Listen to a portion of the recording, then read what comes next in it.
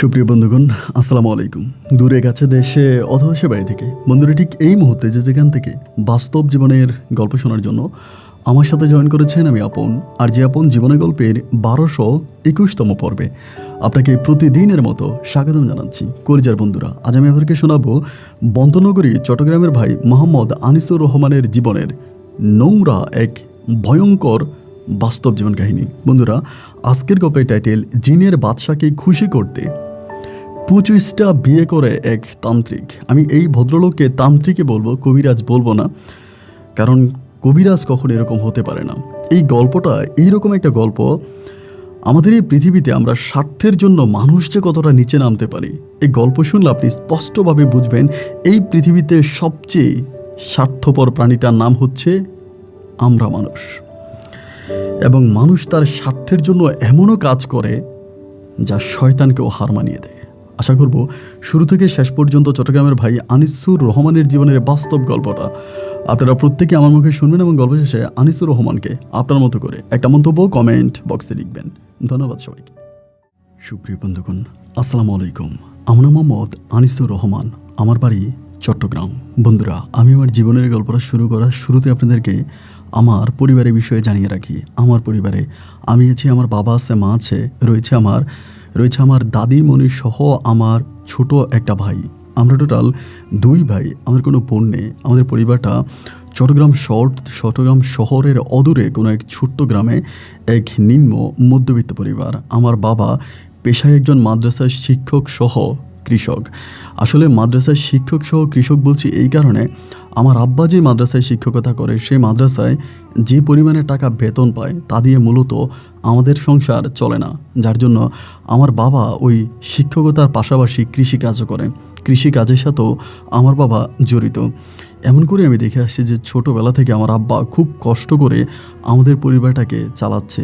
আমার আব্বা যে মাদ্রাসায় শিক্ষকতা করে সেই মাদ্রাসায় আমি পড়াশোনা করি, আমার ছোটো ভাই পড়াশোনা করে। তার কারণ হচ্ছে ওই মাদ্রাসায় পড়াশোনা করলে আমাদের পড়াশোনার খরচটা অনেক অংশে কমে আসে। এই জন্যই মাদ্রাসায় পড়াশোনা করতাম এবং আব্বু আমাদেরকে অনেক বেশি ভালোবাসতো। আব্বুর ভালোবাসার কথা আমি বলে বোঝাতে পারবো না। সারা পৃথিবী একদিকে ছিল, আমি আব্বুর কাছে একদিকে ছিলাম। আমার ছোটো ভাইয়ের চেয়েও আমার আব্বা আমাকে আরও বেশি ভালোবাসতো। আমার আব্বা সাধ্যের মধ্যে আমার কোনো অভাব অপূর্ণ রাখতো না। আমি যখন যেটা চাইতাম আমার আব্বা তার সর্বোচ্চটা দিয়ে আমাকে সেটা দেওয়ার চেষ্টা করতো। অনেক বেশি ভালোবাসতো আব্বু আমাকে। এরকম করতে করতে আমি মোটামুটি একটু বড় হই। আমি ছোটোবেলা থেকেই একটু বলদ প্রকৃতির ছেলে ছিলাম। বলদ বলতেছি এই কারণে, আমি খুব বেশি চালাক ছিলাম না। আমি অনেক মানুষ হয় না যে অনেক চালাক হয়, অনেক বেশি বুদ্ধি থাকে, বাট আমার মাথায় অত শত বুদ্ধি টুদ্ধি ছিল না। এবং আমার আমার যে ছোটো ভাই আছে, আমার ছোটো ভাই আমার থেকেও আরও বেশি মেধাবী ছিল। এই সময় আমি তখন আপনার দাখিল পরীক্ষা দিব। ওই সময়টাতে আমাদের তেমন কোনো জমি জমা নাই, আমাদের নিজেদের তেমন কোনো জমি জমা নাই। তো আমাদের একটা ছোট্ট জমি আছে যেটা আমাদের বাড়ির পিছনে, ওইটাই সম্ভবত এই জমিটা আপনার 1 ঘন্টার মতো হবে। 1 ঘন্টার মতো একটা জমি হবে ছোট। আমার আব্বা কী করে, ওই জমিটার মধ্যে ধরেন কিছু শাকসবজি চাষাবাদ করে, আপনার মরিচ, তারপরে হচ্ছে ধরেন পেঁয়াজ, রসুন, এরকম করে যে জিনিসগুলো বাজার থেকে একটু চড়া দামে কিনতে হয়, লাইক হলুদ, এরকম করে যে জিনিসগুলো বাজার থেকে চড়া দামে কিনতে হয়, এইগুলো আমার আব্বাই একটু একটু করে ওই জমিটার মধ্যে চাষাবাদ করে। তো এরকম করে সময়গুলো কাটতেছে। তো আমাদের জমির পাশেই আমাদের আমার এক মজিদ কাকা আছে, ওনার জমি আছে। উনি হচ্ছে কবিরাজ, মজিদ কবিরাজ নামে পরিচিত, আমাদের জমির পাশেই। তো ওই মজিদ কবিরাজ কিন্তু আবার অনেক ছাগল পালে, ওনার অনেক ছাগল। তাই উনি করে কি, প্রতিদিনই সকালবেলায় এই ছাগলগুলোকে ছেড়ে দেয়। ছাগলগুলোকে একদম বাসা থেকে ঘর থেকে উন্মুক্ত করে মাঠে ছেড়ে দেয়। এবং মাঠে ছেড়ে দিলে পরে এই ছাগলগুলো আমার আব্বার যে ফসল আছে এগুলো খেয়ে ফেলে। তা আমার আব্বা তো শিক্ষিত মানুষ, আমার আব্বা 1 দিন 2 দিন ওনাকে বলে যে এরকম। সে কিন্তু আমার আব্বার বয়সের ছোট। আমার আব্বারা বলে, মুচি তুই ছাগল ফালবি ভালো কথা, তাই ছাগলগুলোর একটু তুই রশি দিয়া বেঁধে রাখ বা ওভাবে রাখ, এভাবে যে ছেড়ে দেস এ তো মানুষের ফসল নষ্ট করে। ওই মজিদ কাকা তখন আমার আব্বারে বলতেছে যে ফসল যদি নষ্ট করে তা আপনি আপনার ফসলের চারপাশে বেড়া দিয়ে দেন, বেড়া দিয়ে দেন যাতে আপনার জমির মধ্যে আমার ছাগল যেতে না পারে। কিন্তু উনি ছাগল বাঁধবে না। এরপরে আমার আব্বা নিরুপায় হয়ে একদিন আমাকে নিয়ে জমির চারপাশটা বেড়া দিতে থাকে। আমি তখন আমার আব্বারে বললাম, আব্বা এটা কেমন কথা, এটা কেমন আইন আর এটা কেমন নিয়ম যে তুমি তোমার জমির চারপাশটা বেড়া দিচ্ছ আর অথচ উনি ওনার ছাগল ছেড়ে দিয়ে রাখছে। আমার আব্বা বলে দুষ্ট লোকদের সাথে ঝগড়া না করে যেভাবে থাকা যায় সেটাই ভালো। এই লোকটা একটা দুষ্ট লোক, তার সাথে আমাদের খুব বেশি মিশা ঠিক হবে না। সে একজন খারাপ তান্ত্রিক এবং খারাপ কবিরাজ। সে মানুষকে ব্ল্যাক ম্যাজিক করে, কালো জাদু করে এবং মানুষের কাছ থেকে মানুষের অর্থ হাতিয়ে নেয়। এই লোকের সাথে লাগাটা ঠিক হবে না। এরপরে আমি আর আমার আব্বা কী করলাম, জমির চারপাশটা খুব শক্ত করে বেড়া দিয়ে দিলাম। এবার হলো কি, উনি জমি মাপার জন্য আসছে, মানে জমি মাপবে, ওনার যে জমি আছে ওটা মাপার জন্য আসবে। তা আমাদের জমিটা তো ভাই খুব কম, মানে অল্প একটু জমি। ওনার জমিটা কিন্তু বিস্তৃত, মানে বিশাল একটা জমি ওনার ওইখানে। উনি তখন করে কি, ওনার মতো করে একজন আমির নিয়ে আসে, মানে যে জমিটা মাপবে না, একজন জমি মাপার লোক নিয়ে আসে ওনার পক্ষের। এবং সেই লোকটা কীভাবে মাপটাপ দিয়ে আমাদের জমির অর্ধেক জায়গায় ওখানে খুঁটা গাড়িয়ে দেয়, মানে আমাদের জমিটা অর্ধেকের চেয়েও বেশি উনি দখলে নিয়ে নেয়। আমার আব্বা তখন বলল যে এটা কী ধরনের কথা মুজিব, তুই আমার জমি তো এরকম অর্ধেকের চেয়েও বেশি দখলে নিয়ে নিলি। উনি বলে আমার কী করার আছে, আমি না মাপছে এবং মাইপা আমি পাইছি। আমার আব্বা তখন রেগে গেল, মানে অনেক চেষ্টা করেছে নিজের রাগকে কন্ট্রোল করার জন্য, এবং নিজের রাগ আমার আব্বা কন্ট্রোল করতে পারে নাই। একটা পর যে আমার আব্বা বললো, তুই আমিন আনবি, জমি মাপামাপি করবি, ভালো কথা, তুই তো আমাকে জানাবি। আমি তোর ভাই, আমি তোর বাড়ির মানুষ, তোর পাশের জমিটা আমার জমি, তা তুই তো আমাকে জানাবি। অথচ আমাকে না জানিয়ে তুই তোর মতো করে একটা লোক নিয়ে এসে জমি মাইপা তুই নিয়ে যাবি, এইটা কী ধরনের কথা এবং এইটা কেমন কথা? এই কথা বলা মাত্রই তখন মানে উনি রেগে যায়, মানে ওই হচ্ছে আপনার মানে মজিদ কাকা খুব রেগে যায় এবং রেগে গিয়ে আমার আব্বাকে তীরে আসে মারার জন্য। তা আমি তখন একটু লম্বা সম্বা ছিলাম, আমি তখন আমার আব্বার সামনে গিয়ে দাঁড়াই যে আপনি আমার আব্বারে মারবেন? আমি দেখি কেমনে মারবেন, মারেন তো। উনি একটা মুচকি হাসি দিয়ে বলে, যারে হাতে মারতে পারবো না তারে ভাতে মারবো। এই কথা বলে উনি ওখান থেকে চলে যায়। তো উনি ওনার মতো করে চলে যায়। এরপরে আর আমি ওনার সাথে কথাবার্তা বলি না, বা আমি তখন মানে আমরা তখন আমাদের মতো করেই আছি। এইভাবে দিন রাতগুলো পার হইতেছে এবং এমন করে সময়গুলো কাটতে কাটতে একটা পর্যায়ে হলো কি জানেন, এই মুজিব কাকা মানে হঠাৎ করে একদিন আমার আব্বারে দাওয়াত দিল ওনাদের ঘরে। তো দাওয়াত দিছে, পরে আমার আম্মা বলে, দাওয়াত দিছে যাইন না, কিছুদিন আগে না ওর সাথে ঝামেলা হয়েছে, তো মানুষ ভালো না, এখন দাওয়াত দিয়ে আবার কী ধরনের ঝামেলা করে, তা না যাওয়াটাই ভালো। আমার আম্মা এই কথা বলতেছে। পরে আমার আব্বা বলতেছে যে দুষ্ট লোক তো ও, ঠিক আছে যাও, যেহেতু দাওয়াত যেহেতু দিছে আমি যাই, এবং খারাপ মানুষের সাথে দেখি না ভালো হয়ে তাকে ভালো বানাতে পারে কিনা, ভালো বানানো যায় কিনা। আমার মা বলে, আপনি মুজিবরে ভালো বানাবেন, ও হচ্ছে খারাপ একটা লোক, ও কখনো ভালো হবে না। এরপর আমার আব্বা তখন আমাকে নিয়ে বলল যে চল আমরা সন্ধ্যার পরে ওর মিলাতে যাই, মানে ও দাওয়াত দিছে দাওয়াতে যাই। এবং আমার আব্বা যখন আমাকে নিয়ে গেল, আমিও তখন আমার আব্বার সাথে বাধ্য হয়ে গেলাম। এবং ভাই যাওয়ার পরে দেখলাম কি জানেন, ওনার ঘরের মধ্যে উনি আমাদের জন্য রাজকীয় খাবারের ব্যবস্থা করছে। হাঁসের মাংস, মুরগির মাংস থেকে শুরু করে গরুর মাংস, এবং মানে প্রচুর রকমের খাবারের ডালি। এই খাবার দেখেই না আমার সন্দেহ ঢুকে গেছে যে কী ব্যাপার, এত পরিমাণের খাবার কেন, মানে এত পরিমাণের খাবার আমাদেরকে দিয়ে রাখছে কেন। আমি আমার আব্বারে ইশারা দিলাম, বললাম আব্বা আমার কাছে মনে হয় যে এই খাবারগুলো খাওয়া আমাদের ঠিক হবে না। আমার আব্বা আমারে বলে, বিসমিল্লা বলে খেলে সব কিছু জায়েজ হয়ে যায়, হালাল হয়ে যায়, তুই খা। এবং আমার আব্বা তখন আল্লাহর নামের পরে বিসমিল্লা বলে খাইতে শুরু করলো। আমি আমার আব্বার সাথে খাইলাম এবং খাওয়া দাওয়া শেষ করে বাড়ি ফিরলাম। ফেরার পরে বাড়িতে চলে আসছি, এবং বাড়িতে আসার পরে আস্তে আস্তে এই কিছুদিন পরে, প্রায় আপনার 15-20 দিন পরে আমার আব্বার গলা ব্যথা শুরু হয়। মানে আমার আব্বার গলা ব্যথা শুরু হয়। তো তখন কিন্তু ঠান্ডা পড়তেছিল, ঠান্ডার সময় ছিল। তো আমার আম্মা মনে করলো যেহেতু ঠান্ডার সময় পড়তেছে এই জন্য মনে হয় গলা ব্যথা করতেছে। আম্মা তখন ওষুধ টষুধ এটা ওইটা আইনে আমার আব্বারে দিল। এবং আব্বারে দেওয়ার পরে আব্বা তখন করলো কি, মানে বুঝে ফেলছে যে কিছু একটা আমার আব্বার হয়েছে। আব্বা তখন আব্বার মোটামুটি একটু ভালো চিকিৎসা জানতো, কবিরাজের চিকিৎসা। আমার আব্বা নিজের মতো করে ওষুধ বড়ি খাইতে আছে, এবং মোটামুটি একটু আমার আব্বা ভালো হয়েছে। এবং ভালো হওয়ার কিছুদিন পরে আমার আব্বা কী করলো, রাতের বেলা বাজারে গেছে মাছ আনার জন্য। মানে মা বললো মাছ নিয়ে আসার জন্য। আর আমরা তো একটু গরিব ফ্যামিলির মানুষ ছিলাম, এই জন্য শেষ রাতে মানে বাজার যখন ভেঙে যায় ওই মুহূর্তে আমার আব্বা বাজারে যায়। তার কারণ হচ্ছে দেখা গেছে ওই মুহূর্তে বাজারে গেলে মানে বাজারে জিনিসপত্রের দাম অনেক কম থাকে, আর বিশেষ করে মাছের দামটা একেবারেই কম থাকে, কারণ তখন অনেক রাত হয়ে যায়, এখন মাছগুলো পচে যাবে। এই জন্য মানে যত কম দামে পারে তখন ওই মাছ বিক্রেতারা মাছ বিক্রি করে দেয়।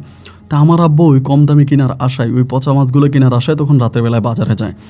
এবং বাজারে গিয়ে পরে আমার আব্বা তখন কী করে আমি জানি না। অ্যান্ড আমি তো রাতের বেলায় মানে পড়তেছি, মানে তখন আমি পড়তেছি, রাত্র প্রায় 11:30 থেকে 12টার কাছাকাছি বেজে গেছে। তো আমার মা তখন আমার এসে বলতেছে, আনিসুল তোর বাবা তো আসলো না বাড়িতে, কি হইলো না হইলো, এমনিই তো ওই মজিদ কবিরাজের সাথে তোর আব্বার একটা সমস্যা চলতেছে, তা তোর আব্বা কই গেল, একটু খুঁজে আসতো বাবা, আমার মা আমারে বলে। তা আমি তখন বললাম যে ছোটো বাইরে ডাক দিলাম, ও আমার বললো যেতে পারবে না, ও আমার বলো আমি যাবো না, আপনি যান। পরে টর্চ লাইটটা হাতে নিলাম, হাতে নিয়ে বাজারের দিকে হাঁটতে শুরু করলাম যে আব্বা কই গেছে, আবার দেখি খুঁজে পাই কিনা। বাজারের দিকে হাঁটতে হাঁটতে হাঁটতে হাঁটতে আমি আমাদের মূল বাজার পর্যন্ত চলে আসছি। বাজার পর্যন্ত চলে আসার পরে যিনি আমাদের বাজারে মাছ বিক্রি করতো উনি ওনার মানে সব কিছু ঠিকঠাক করে উনি চলে যাচ্ছে, মানে রাত 12টা বেজে গেছে, উনি চলে যাবে। পরে আমি ওনার আবার চিনি, আমি বললাম কাকা আমার আব্বা কি আসছিল বাজারে? কই হো আসছে তো তোর আব্বা, একটা বড় মাছ নিয়ে গেছে। আমি বললাম একটা বড় মাছ নিয়ে গেছে কখন? বলো অনেক আগে। আমি আবার বলছি মাছটা নরম হয়ে গেছে, আমি কম দামে দিয়ে দিচ্ছি তোর আব্বারে, বলছি তাড়াতাড়ি গিয়া মাছটা কাইটা বাচ্চাদেরকে নিয়ে খাইয়েন, মাছটা অনেক বড় আছে, অনেক বড় একটা মাছ দিয়ে দিচ্ছি খুব কম টাকায়। আমি তখন বললাম আপনি আমার আব্বারে মাছ দিচ্ছেন, আমার আব্বা তো বাড়িতে যায় নাই। উনি তখন আমারে বলে আরে বলিস কি, আমি যেই সময় তোর আব্বারে মাছ দিছি ওই সময় তো তোর আব্বা বাড়িতে গিয়ে এই মাছ কাইটা রান্না করে খেয়ে ফেলার কথা, তোরা তো এতক্ষণ মাছ দিয়ে ভাত খাওয়ার কথা, আর তুই আমারে বলতেছিস তোর আব্বা এখনো বাড়িতেই যায় নাই? নাকি তোর আব্বার বুদ্ধি শুদ্ধি লোপ পাইছে, দেখ গিয়া কই চা দোকানে বসে আছে কিনা। মাস্টারের মনে হয় চা দোকানে বসে পৌঁছাইতে আছে। আমার আব্বা কিন্তু আবার একটু মাঝে মাঝে চায়ের দোকানে বসতো, এখানে গ্রামের লোকজনের সাথে এই সেই বিষয় নিয়ে কথাবার্তা বলতো। পরে আমি চিন্তা করলাম যে আমি বলি কাকা কি বলেন, এত রাত্রিবেলায় কি কোনো চায়ের দোকান খোলা আছে? উনি বলে দেখ না, চায়ের দোকান খোলা থাকতেও পারে, এভাবে দেখ। এটা বলার পরে আমি তখন করলাম কি, দোকানগুলোতে বাজারে হাঁটতেছি, আমাদের বাজারটাও মোটামুটি অনেক বড় ছিল, বাজারের এই মাথা ওই মাথায় বিভিন্ন মাথায় হাঁটতেছি এবং অনেক হাঁটাহাঁটি করার পরেও আমার আব্বারে আর পেলাম না। এবং আব্বাকে না পাওয়ার পরে আমি পুনরায় আবারও মন খারাপ করে বাজার থেকে চলে আসতেছি। এইরকম করে আস্তে আস্তে আমাদের এখানে একটা খাল আছে, মানে খাল পাড়ে দিয়ে আমাদের বাড়িতে ঢুকতে হয়। এই খাল পাড়ের পাশেই হচ্ছে একটা চিতাখোলা আছে, মানে চিতাখোলা ওইখানে আগে হিন্দু মানুষ মরলে ওইখানে হচ্ছে পোড়া দিত, তো চিতাখোলা, এই চিতাখোলার পাশ দিয়ে যাওয়ার সময় হঠাৎ করে আমার মোবাইলের আলো রাস্তার মধ্যে পড়লো, আমি দেখলাম একটা বিশাল আকারের মাছের শুধু মাথাটা আছে আর বাকি অংশটা নাই। মনে হয় যেন মাছটাকে কিছু একটা প্রাণী মনে হয় কামড়ায় কামড়ায় খেয়ে ফেলছে, মাছটাকে মনে হয় কামড়ায় কামড়ায় খাইছে, এই জন্য মাছের মাথাটা পড়ে আছে কিন্তু মাছের নিচের অংশটা মাছের নাই। আমি তখন বললাম কি ব্যাপার, মাছের মাথা এখানে পড়ে আছে, তাহলে মাছ গেল কই, মানে মাছটা খেলো কে, আর আমার আব্বা বা কোথায় গেল? আমি তখন ভাই দৌড় দিলাম বাড়ির দিকে দৌড় দিলাম, দৌড় দিয়া বাড়িতে এসে মারে বলতেছে ও মা এমন এমন ঘটনা, মা ঘটনা তো খারাপ, এটা আম্মাকে বলছে। আম্মাকে বলার পরে আমার আম্মাও তখন চিৎকার দিয়ে উঠলো যে আল্লাহ এটা কী ধরনের কথা, এটা কি হয়ে গেল। আমার আম্মাও তখন এখানে আসার পরে দেখলাম আমার আম্মা মাছের মাথাটা হাতে নিল এবং মাছের মাথাটা একটা মানুষ কামড়ায় খাইলে যেমন হয় না, এরকমভাবে মানুষের কামড়ের দাঁত লেগে আছে মাথাটার মধ্যে। আমার আম্মা তখন চিৎকার দিতে শুরু করছে ও আল্লাহ এটা কী হইলো। আমার আম্মা তখন এদিক সেদিক উপায় বুদ্ধি না পাইয়া দৌড়ে ওই মুজিব কবিরাজের বাড়িতে গেছে। যেহেতু রাতের বেলা আমার আব্বা মাছ আনতে গেছে, তাহলে একটা জিন পরির সমস্যা হতে পারে, আমার আম্মা এটাই মনে করে। এবং আমার আম্মা দৌড়ে ওই রাতের বেলায় মুজিব কবিরাজের বাড়িতে যায় এবং গিয়ে মুজিব কবিরাজকে ডাকা শুরু করছে, ও ভাই আপনি উঠেন, আমার সর্বনাশ হয়ে গেছে, আপনি উঠেন। মুজিব কবিরাজ তখন আর ঘুম থেকে উঠে না, অনেক ডাকাডাকি করার একটা পর্যায়ে উনি তখন উঠছে, ওইটা আমার আম্মার ধমক দিয়ে বলতেছে কী হয়েছে, এত রাতের বেলা চিল্লাচ্ছেন কেন? আমার আম্মা বলে ভাই রে, আমার স্বামী বাজারে গেছে মাছ কেনার জন্য, এখন আসার সময় এই ঘটনা, মানে পুরো ঘটনাটা মুজিব কবিরাজকে বললো। উনি বলে তা আমি জানি কি, আমি কিভাবে জানি, আপনি থানায় যান, পুলিশকে জানান। আমার আম্মা তখন বলে আমি থানায় যাইতাম, পুলিশকে জানাইতাম, কিন্তু ভাইরে এমন ঘটনাটা, মাছের মাথা পাই, মাছের মাথাটা আমার হাতে করে হাতে নিয়ে আসে, আইনা মাছের মাথাটা ওনার হাতে দেয়, দিয়া বলে যে দেখেন আপনি মাছের মাথাটা দেখেন তো, মনে হয় যেন মাছের মাথাটা কেউ খাইছে এবং খাইয়ে মনে হয় মাথাটা এইভাবে ফালাই দিছে। এবং মুজিব কবিরাজ তখন বলে মনে হয় আপনার স্বামী কাঁচা মাছ খাইয়া মাছটা ফালাই দিছে রাস্তার মধ্যে, জানতো এখান থেকে আমাকে জ্বালাইন না। এই বলে উনি তখন দরজা লাগাই দেয় আমাদের মুখের উপরে।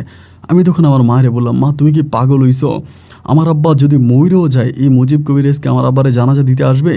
উনি তো আমার আব্বারে পছন্দই করে না, উনি তো খারাপ একটা লোক, তুমি ওনার কাছে কেন আসছো? আমরা ওনার কাছে আসার দরকার নাই, আমরা আব্বারে খুঁজে চলো। এরকমভাবে আমাদের গ্রামের আরও 3-4 জন লোক নিয়ে আমরা তখন আব্বারে খুঁজতে শুরু করলাম এবং খুঁজতে খুঁজতে হঠাৎ করে একজনের চিৎকার দিয়ে ওইটা বলতেছে ওরে এখানে তোর আব্বা।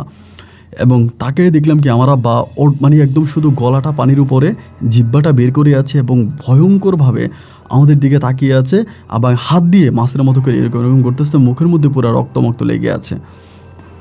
এটা দেখার পরে আমরা তখন কাছাকাছি গেলাম, গিয়ে দেখলাম আব্বা খালের পাড়ের মধ্যে এরকম অবস্থার মধ্যে আছে।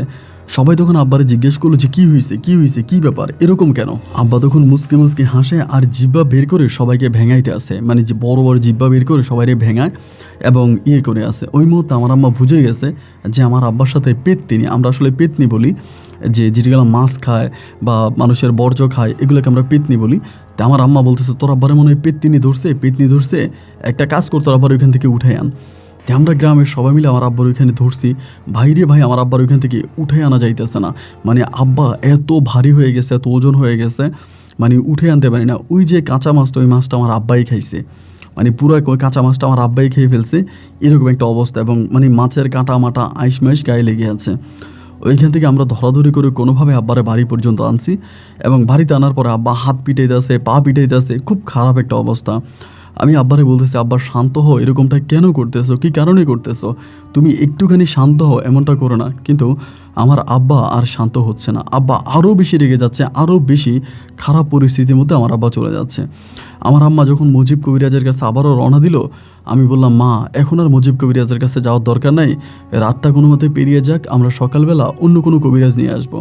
কিন্তু এই রাতের মধ্যে আমার আব্বা কখনো পুরুষের কণ্ঠে কথা বলে, কখনো নারীর কণ্ঠে কথা বলে, কখনো আমাদেরকে ভেঙায়, কখনো আমাদেরকে মারতে আসে, কখনো আমাদের সাথে নোংরামি করার মতো আচরণ করে। মানে এক কথায় বলতে গেলে একটা পাগল যে ধরনের আচার আচরণ করে বা যে ধরনের আকার ভঙ্গি করে, আমার আব্বা সেম এরকমই শুরু করছে, মানে এরকমটাই করতেছে। পরে বুঝতে পারতেছিলাম না যে কী করবো, মানে কেউই তখন এটা বুঝতেছি না যে এখন কি করা যায়। দেখতে দেখতে ফজরে আজান দিল, আজান দেওয়ার পরে আমি তখন আমার এলাকার আরেকজন লোক নিয়ে সাইকেল নিয়ে মোটামুটি আমাদের গ্রাম থেকে বেশ দূরের কোনো একটা গ্রামের ওই কবিরাজ নিয়ে আসছি। ওই কবিরাজ নিয়ে আসছে, এবং কবিরাজ আনার পরে কবিরাজ তখন এই জায়গায় আসছে। আইসা দেখি কি যে মুজিব কবিরাজ, যিনি আমাদের শত্রু, উনি আমার আব্বা চিকিৎসা করতেছে বৈশা বৈশা। এবং উনি আসার পরে এবার আমি যখন এই কবিরাজ নিয়ে আসছে, উনি তখন লাভ দিয়ে সবাইরে বলতেছে, মানে আমাদের বাড়ির সবাইরে বলতেছে, আপনাদেরকে বারবার বলছি যে এই ছেলে অনেক পাকনা, এই ছেলের বাবা অনেক চালাক, আমার কেন আপনারা নিয়ে আসছেন, দেখেন না আমার থেকে বড় কবিরাজ নিয়ে আসছে। এই কথা বলে উনি এখান থেকে একটা রাগ দেখায়, একটা জিদ দেখায়, উনি এখান থেকে চলে যায়। আমার আম্মা তখন ওনারে পিছন থেকে রাখে, ও মুজিব ভাই, ও মুজিব ভাই, আপনি যাইয়েন না, আপনি দেখেন। আমি তখন আমার হাত চেপে ধরো, ও মা তুমি কি পাগল হইছো, তুমি মুজিব কবিরাজরে কেন আনছো? আমার আম্মা বলে, আর আমি নাই, গ্রামের সবাই মিলে ওনারে ধরছে যে তোর আব্বা মরে যাইতে আছে, তোর আব্বার অবস্থা খারাপ, এই জন্য গ্রামের সবাই মিলে মুজিব কবিরাজরে ধইরা বুঝিয়ে শোনায় নিয়ে আসছে, আমি তো মুজিব কবিরাজের কাছে যাই নাই। আমি বলছি, মা তুমি কখনোই মুজিব কবিরাজের কাছে যাইও না, এই কবিরাজ কখনো আমাদের ভালো চাইবে না, উনি পারলে উল্টা আমার আব্বাকে আরও মেরে ফেলবে, তুমি আইনো না। পরে যে কবিরাজটাকে আমি নিয়ে আসছি, ওই কবিরাজ আমার আব্বার হাত ধরলো, হাত ধরার পরে আমার আব্বার দিকে, মানে আমার আব্বা তখন বড় বড় চোখ করে, রক্তবর্ণ চোখ করে কবিরাজের দিকে তাকায় আছে, এবং চারপাশে তখন অনেকগুলা মানুষ, মানে চারপাশে বেরি বেদের মতো দিয়ে আছে। আমার কবিরাজ তখন আমার আব্বারে বলতেছে যে কেন আসছেন, কি কেন আসছেন। আমার আব্বার কণ্ঠে তখন অন্য একটা লোক বলে বসে, আমাকে চালান করে আনা হয়েছে, আমি চালান করছি, আমি আসছি। পরে বলে, কে চালান করছে? বলে, নাম বলা যাবে না কে চালান করছে, কিন্তু চালান করার কারণে আসছি। কবিরাজ বলে, ঠিক আছে, যেহেতু চলেই আসছেন তা এখন চলে যান। উনি একজন আলেম মানুষ, ধর্মীয় ব্যক্তি, মাদ্রাসার শিক্ষক সহ গ্রামের একজন মানে ভালো মানের মানুষ, ওনার ক্ষতি করে না, চলে যান। বলে, না, আমাকে চালান করে আনা হয়েছে, আমাকে চালান করে ওনার উপরে আমাকে দেওয়া হয়েছে, আমি এখন আর যাবো না, আমার চালান করে আনছে, আমি যাব না। কবিরাজ বলতেছে, দেখেন আপনি চলে যান, যদি না যান তাহলে অবস্থা খারাপ হবে। আমার আব্বা তখন হাইসা মানে বলতেছে, খারাপ হবে? কি খারাপ হবে? আপনি তো একটা কবিরাজ, আপনার চেয়েও বড় কবিরাজ আসলেও আমারে এই লোকের শরীর থেকে বের করতে পারবে না, আমাকে এই লোকের শরীর থেকে বের করতে পারবে না। পরে কবিরাজ বলে, কেন? আমার থেকেও বড় কবিরাজ আসলেও আপনাকে ওনার শরীর থেকে বের করা যাবে না কেন? তখনও আমার আব্বা বলতেছে, কারণ আমি ওর খাবারের সাথে, ওর রক্তের সাথে মিশে গেছি, আমি ওর খাবারের সাথে, আমি ওর পেটে চলে গেছি, আমি দীর্ঘদিন ওর পেটে ছিলাম, আমি ওর শিরায় উপশিরায় মিশে গেছি, আমারে আপনি বের করতে পারবেন না। এরপরে কবিরাজ বলল, আমি পারি কি না পারি তুই এখনই দেখবি। এই বলেই সে তার তন্ত্রমন্ত্র শুরু করলো। প্রায় আধা ঘন্টা থেকে 40 মিনিট পরে আমার আব্বা সুস্থ হয়ে গেল, এবং সুস্থ হওয়ার পরে কবিরাজ তখন আমার বলল, আমার আব্বার হাতে একটা তাবিজ পরাইলো, তাবিজ পরাই দিয়া আমারে আলাদা ডাক দিল, আমার আম্মারে ডাক দিয়ে বলতেছে, মুজিব কবিরাজ কি? আমি বললাম, যে লোকটা আপনি আইসা দেখছেন উনিই মুজিব কবিরাজ। পরে বলতেছে, এই লোকটার নাম আমি শুনছি, কিন্তু লোকটার আমি কখনো দেখি নাই, আজকে প্রথম দেখলাম। এই লোকটা তো অনেক দুষ্ট একটা লোক, অনেক খারাপ একটা লোক, তো এই খারাপ লোকটা তো আপনার আব্বাকে শেষ করে দিছে। কবিরাজ বলতেছে, আমি তখন বললাম, আমার আব্বাকে শেষ করে দিয়েছে মানে আমার আব্বার কী হয়েছে?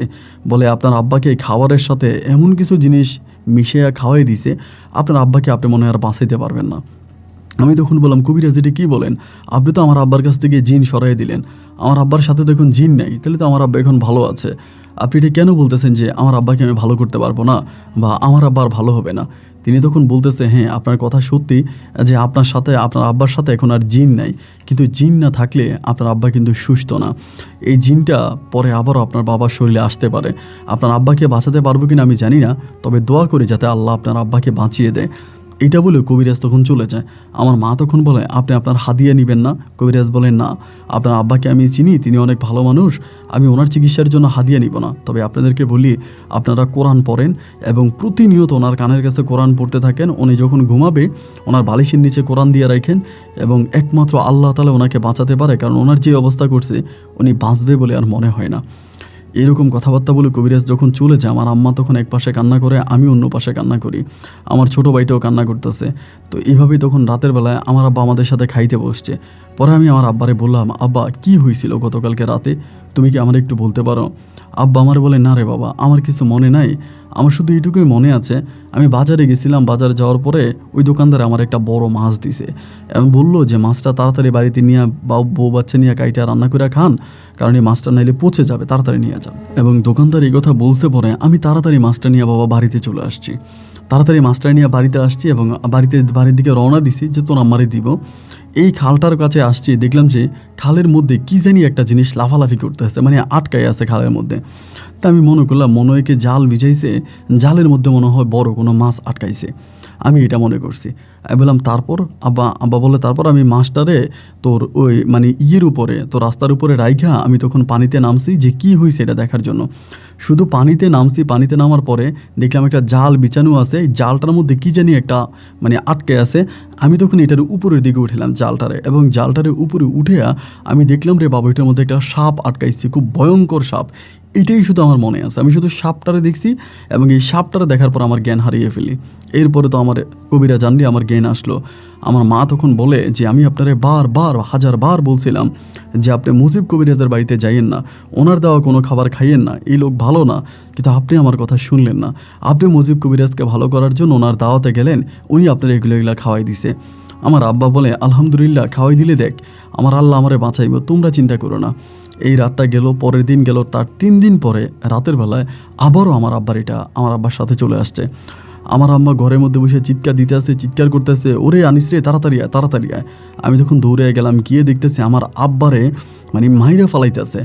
আমরা কোনো কিছু দেখি না, শুধু দেখি যে আমার আব্বারে গলা চেপে ধরতেছে, আমার আব্বার উপর থেকে আছাড় মারতেছে, এরকম বোঝা যাচ্ছে যে আমার আব্বাকে মারতেছে। এবং এরকম মারের একটা পর্যায়ে আমি তার সাথে উপায় বুদ্ধি না পেয়ে দৌড়ে গিয়া কোনোভাবে দৌড়ে অজু করে আইসে আমি কোরআন নিছি, এবং কোরআন নিয়ে আমি জোরে কোরআন পড়তে শুরু করছি। ঘরের মধ্যে একদম উচ্চ সুরে কোরআন পড়তেছি, এবং এত জোরে কোরআন পড়তেছে, এবং কোরআন পড়তে একটা পর্যায়ে আমার আব্বা হঠাৎ করে শান্ত হয়ে গেল, এবং শান্ত আব্বা আমার বলতেছে, আরে আমার তো মাইরে ফেলছে রে, আমার গাড়টা সব ভেঙে ফেলছে রে, ওরে আমার একটু বাসা। তাড়াতাড়ি করে আব্বারে দিলাম, নিয়ে রওনা দিছে ডাক্তারের কাছে। যেমন আমার আম্মা বলে, এই রাতের বেলায় ডাক্তারের কাছে নিয়ে যাইস না, তাহলে দেখা যায় এটা রাস্তার মধ্যে আবারও তোর আব্বারে ধরে আরও মারবো, একটা কাজ করতে ডাক্তার নিয়ে আয়। এবং ডাক্তার আনার জন্য আমি তখন বাড়ি থেকে দিলাম বাড়ি থেকে দৌড় দিয়া না ডাক্তারের বাড়িতে যাবো। ভাই আমি দৌড়াইতেছি ডাক্তারের বাড়ি আমি পাইতেছি না। ডাক্তারের বাড়ি আমাদের বাড়ির পাশে, যাইতে খুব বড় আপনার 5 মিনিট লাগে। 5 মিনিটের রাস্তা, হাতে টর্চ লাইট দিয়ে আমি দৌড়াইতে আমি আর ডাক্তারের বাড়ি যেতে পারিনি, দৌড়াইতে আছে। এবং দৌড়াইতে একটা পর্যায়ে আমি হঠাৎ করে দেখি কি জানেন, আমি আমাদের বাজার পার হয়ে আমাদের বাড়ি থেকে অনেক দূরে চলে আসছি। এত দূরে আসছি যেখানে আসতে আপনার 1 থেকে 2 ঘন্টা সময় লাগে যদি হাইটে আসি। আমাদের গ্রাম পারে, আমাদের থানা পারে অনেক দূরে চলে আসছে। এবং ওইখানে আসার পরে একটা সাইনবোর্ডের মধ্যে আমি যখন দেখলাম যে এই লেখা, আমি তখন ওইখানে দোয়া পড়তে শুরু করছি। দোয়া পড়তেছি পড়ে আমি আমার চারপাশে দোয়া পড়ে আমি মোটামুটি আমার আব্বার কাছ থেকে একটু আমল আমার জানা ছিল। আমি ওই আমলগুলো পরে আমার চারপাশে আমি তখন লাঠি দিয়ে একটা দাগ দিয়ে দিছি। দাগ দেওয়ার পরে রে ভাই, আপনি বিশ্বাস করবেন না, আমি দেখতেছি যে আমার কাছে এক ভয়ঙ্কর আকৃতির সাপ আসতেছে। এই দিকটা পুরো সব কিছু এলোমেলো করে দোকানপাট সব কিছু ভেঙে ভয়ঙ্করভাবে এক সাপ আমার সামনে এসে দাঁড়াইছে। ওই সাপ যখন আমার সামনে আসছে, আমি আল্লাহরে ডাকতেছি, আর মনে মনে আমি জানি তো, কারণ আমি এই কুণ্ডলি থেকে বেরোলে আমাকে মেরে ফেলবে। আমি যদি কোনোভাবেই কুণ্ডলি থেকে একটা পা বের করতে আমার মেরে ফেলবে, আমি আর ওখান থেকে বেরোই না। এত পরিমাণের তুফান দিতে আছে, তুফান, আমি বেরোই না। আমি কুণ্ডলির মধ্যে দাঁড়াই আছি, আহারে তুফান ভাই, বিশ্বাস করেন তুফানে আমাকে উড়াই নিয়ে যাবে। আমি ওখানে বসে গেছি। এক পর্যায়ে তুফানের পরে শুরু হলো বৃষ্টি, এবং বৃষ্টিতে আমি যে দাগটা দিছি আমার ওই দাগটা আর দেখা যায় না। বৃষ্টির পানিতে দাগটা তখন তলিয়ে গেছে। আমি দুইটা পা ওই জায়গায় দিয়ে আমি দাঁড়াই আছি। এইবার আমার কাছে মনে হচ্ছে আমার পায়ের মধ্যে কি জানি কামড়াইতে আছে, মানে ওই পানির সাথে কি জানি আসছে আইসা কামড়াইতে আছে। রে ভাই, কলিজাটা মনে হয় ব্যথায় ছিঁড়ে যাচ্ছে। আল্লাহু আকবার বলে এরই মাঝে আমি আজানের শব্দ শুনতে পেলাম, এবং আজানের শব্দ শোনার সাথে সাথেই আমার মনে হয়, আপনি বিশ্বাস করবেন না, একটা সেকেন্ডের মধ্যে কোথায় গেল বৃষ্টি, কোথায় গেল পানি, কোথায় গেল কি, আমি আর কিছুই দেখতে পাচ্ছি না, এবং খুব শুকনা। আমি প্রথমে আইসা যেভাবে চারপাশে কুণ্ডলি দিছি, মাটিটা যেরকম ছিল এরকমই আছে। একদিকে হুজুর আজান দিচ্ছে, আরেকদিকে আমি মসজিদের দিকে দৌড়াইতে মসজিদের ভিতরে ঢুকে গেছি। অজু কিন্তু করা নাই, ওই যে কোরআন পড়ছি অতটুকুই মসজিদের ভিতরে ঢুকছি, এবং মসজিদের মধ্যে ঢুকেই ধরেন আমি এই হুজুর গো বলে ডাকতে ওইখানে অজ্ঞান হয়ে গেছি। এবার হুজুর আমার মানে মুখের মধ্যে পানি টানি দেওয়ার পরে পানির জ্ঞান আসে। পরে আমারে বলে, তোমার নাম কে? বলো আনিসুর রহমান। বাড়ি কই? পরে আমি বাড়ি বলি। উনি বলে, কি বলো, এত দূরে তোমার বাড়ি, এখানে তুমি আসলা কেন? আমি বললাম, আমি কীভাবে আসছি আমি জানি না, আমার আপনারা বাড়িতে নিয়ে যান, আমার বাড়িতে নেওয়ার ব্যবস্থা করেন। আমার সকালবেলা জ্ঞান আসে, এবং আসার পরে আমার তখন তারা একটা সিএনজি নিয়ে বাড়িতে পাঠায়, এবং সিএনজি নিয়ে আমি বাড়িতে আসি, এবং বাড়িতে আসলে পরে আমি এসে দেখি যে সবাই চিৎকার করতেছে, কান্নাকাটি করতেছে। আমার বাড়িতে কান্নার ঢোল পড়ে গেছে। আমি দৌড়ে মায়ের কাছে যেয়ে বলতেছে, ও মা, কী হয়েছে, সবাই এরভাবে কান্না করতেছো কেন? আমার মা আমারে জড়াই ধরে বলতেছে, আনিসুল রে, তোর বাবা নাই, তোরে পাঠাইলাম ডাক্তার আনার জন্য, তুই ডাক্তার আনতে গেলি না, তুই ডাক্তার আনলি না। এই তুই ডাক্তার আনতে গেছস, একটু পরেই তোর আব্বারে আবারও ধরছে, ধইরা তোর আব্বার ঘাড়টার ভেঙে ফেলছে, তোর আব্বার মুখ থেকে রক্ত বেরিয়ে গেছে, তোর আব্বা মারা গেছে। আমি তখন দৌড়ে ওইখান থেকে সিএনজি থেকে নাইমে ওই মুজিব কবিরাজের বাড়ির দিকে যাচ্ছি যে ওনারা আমি মেরে ফেলবো। কিন্তু আমি গিয়ে দেখি যে মুজিব কবিরাজ তার ঘরের মধ্যে তালা মেরে তার বউ বাচ্চা সন্তানদেরকে নিয়ে কই জানি চলে গেছে, উনি এখানেও নাই। প্রতিশোধে তখন আমার পুরোটা শরীর ধাউ ধাউ করে চলতেছিল। সূর্যের মতো সুন্দর আমার আব্বার চেহারাটা, নিথুর শরীরটা পড়ে আছে মাটির বিছনার মধ্যে। আমি তখন গিয়ে আব্বার পাশে বসে চিৎকার করে কান্না করতেছি যে বাবা আমাকে এত ভালোবাসতো, সেই বাবা আমাকে ছেড়ে এত সহজে চলে গেল। বাবার মৃত্যুটা আমি কোনোভাবেই মেনে নিতে পারি নাই। সেদিন বাবার লাশকে সামনে রেখে শপথ করেছি যে ঠিক যেভাবে আমার আব্বাকে মুজিব কবিরাজ মেরেছে, একইভাবে আমিও মুজিব কবিরাজকে হত্যা করব। আমিও জিনকে বশে আনবো, এবং জিনকে বশে এনে মর্মান্তিকভাবে জিন দ্বারা আমি মুজিব কবিরাজকে খুন করব। এইরকম একটা প্রতিশোধ নিয়ে আমি তখন আমার আব্বার কবরে মাটি দিলাম।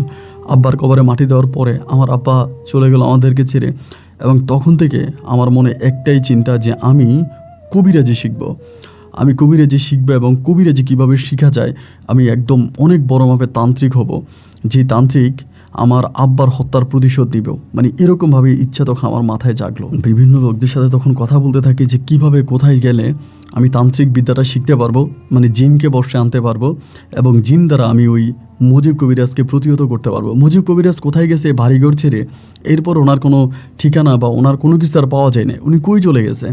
এবং আমি ওনাকে অনেক খুঁজেছি, বাট আমি ওনাকে পাই না। উনি কোনো ওনার আত্মীয় স্বজনের বাড়িতেও যায় নাই, এবং কোথায় যে উনি গেছে এটা একমাত্র উনি জানে, আর ওনার উপরের আল্লাহ জানে। তো আমার কথা হচ্ছে আমি জিনকে বশে আনবো, এবং জিনকে বশে এনে আমি জিন দ্বারা এই মুজিব কবিরাজকে খুঁজে বের করব। জিন দিয়ে আমি মুজিব কবিরাজকে খুঁজে বের করবো, এবং জিন দিয়ে আমি মুজিব কবিরাজের উপর চরমভাবে প্রতিশোধ দিব। এমন করে আমি তখন কবিরাজের সন্ধান করতে করতে একটা পর্যায়ে আমি আমার আব্বার যিনি প্রথমে চিকিৎসা করেছিল ওই কবিরাজের কাছে যাই। তিনি বলতেছে তিনি আমাকে শিখাবে না, এবং তিনি এগুলা কাউকে শিখাতেও চায় না। তিনি শিখে ভুল করেছে, তিনি অন্য কাউকে শিখাবে না। এমন করতে চট্টগ্রামের সীতাকুণ্ডে আমি একটা কবিরাজের সন্ধান পাই। উনি হচ্ছেন বৌদ্ধ একজন কবিরাজ। ওনার সন্ধান পাই মিরসরাই বলে একটা জায়গা আছে, সীতাকুণ্ডের না ঠিক সীতাকুণ্ডের পাশে। ওই বৌদ্ধ কবিরাজের বাড়িতে আমি তখন আমার বেডিংপত্র সব কিছু নিয়ে বৌদ্ধ কবিরাজের বাড়িতে চলে যাই। মানে আমার কথা হচ্ছে সে বৌদ্ধ হোক, খ্রিস্টান হোক, হিন্দু হোক, যাই হোক, আমার কবিরাজি শিখা লাগবে। আমি কবিরাজি শিখবো, এবং আমার আব্বার হত্যার প্রতিশোধ আমি নিব। যাই হোক, যথারীতি আমি ওই বৌদ্ধ কবিরাজের বাড়িতে চলে গেছি, এবং ওনার বাড়িতে যাওয়ার পরে উনি আমাকে ওনার সাথে রাখছে। রেখে আমি যেমনি বলছে আমি শিখতে আসছি, এবং আমি মানে খবর পাইছি উনি নাকি লোক খুঁজতেছে মানে ওনার সাথে থাকার জন্য। পরে উনি আমার বলে, তুমি তোমার ধর্ম পালন করো, এত কোনো সমস্যা নাই, তুমি আমার সাথে থাকতে পারো।